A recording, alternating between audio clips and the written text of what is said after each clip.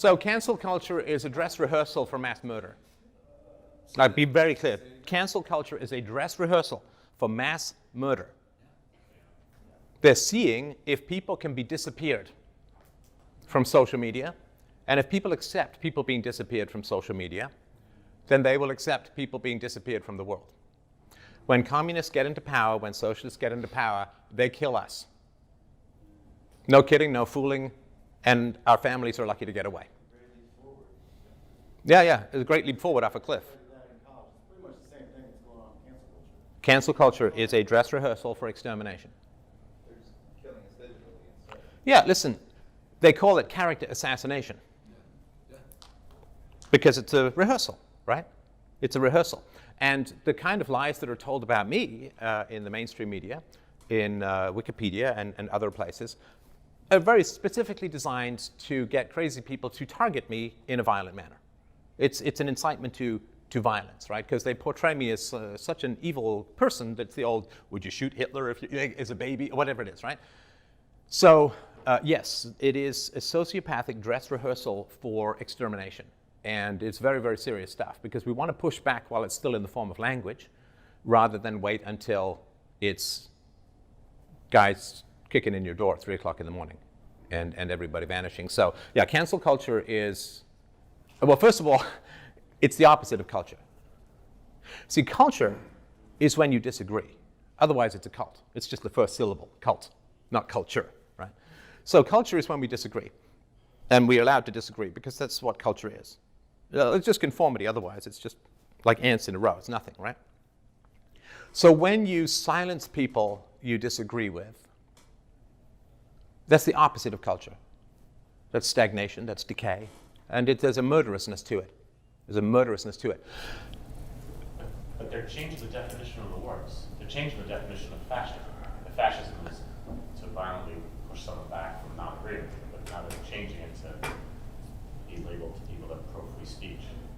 Yeah, of course, yeah, of course. So what they do is they will charge up words with such negative connotations that when they then attach those words to people, it's like that laser painting for an airstrike, right? So that's they want to charge up like words like racism, white nationalist, white supremacist, fascist, Nazi. They charge these words, and listen, some of these words have negative connotations for good reason and all that, but they charge these words up to the point where it overwhelms the mob's capacity for reason, and it creates such a level of hatred against those words that then when they attach those words to people, it's designed to call in violence, which is what I've sort of been facing, right? I mean, I can't, that's why it's nice to come out here with you lovely people because, you know, I go out to other places and, you know, people are attacking the venues, there are bomb threats, death threats, they call 911, the police don't even show. I mean, there's state of nature out there for free thinkers at the moment. So this is a nice break from the studio.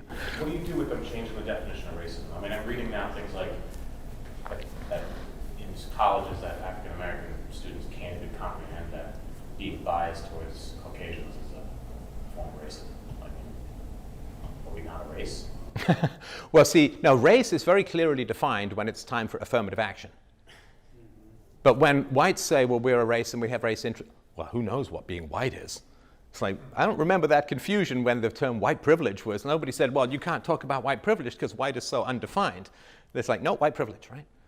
But yeah, when then whites say, well, you know, we're our race and we may have particular considerations, particularly when, you know, there's lots of negative views of whites being pumped out there through the academia and so on.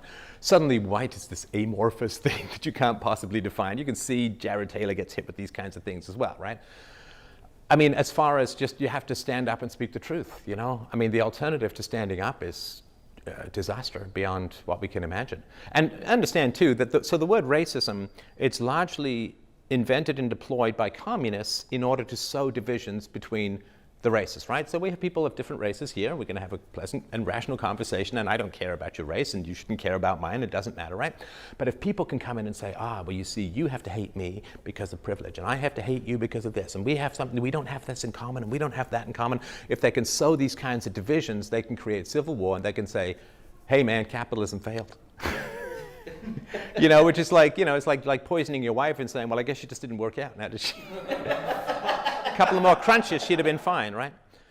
So it's, you know, a multiracial society to me, you know, is fine. But if a multiracial society is then has sods of hostility, hatred, and division sown in, then we're doomed.